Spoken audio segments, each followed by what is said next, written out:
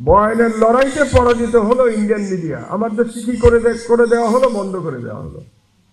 আমার দেশ 2013 সালে বন্ধ করে দেওয়া হলো, 11 বছর ধরে বন্ধ আছে।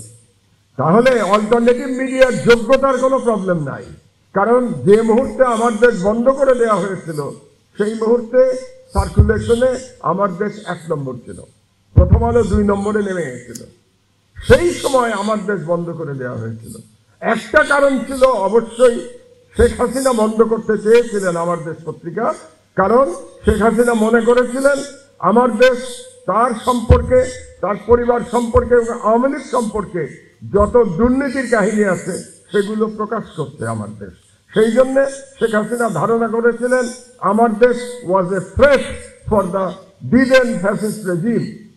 কিন্তু তার সঙ্গে আপনাদের মনে রাখতে হবে যে মিডিয়ার যে এস্টাবলিশমেন্ট বাংলাদেশের, সেই এস্টাবলিশমেন্টও চেয়েছিল যে আমার দেশ বন্ধ হয়ে যাক, এবং ওই যে আমার দেশ বন্ধ করে দেওয়া হলো সেখানে entire media establishment of Bangladesh তারা সাপোর্ট করেছিল, তারা সমর্থন করেছিল আমার দেশ বন্ধ করে দিতে।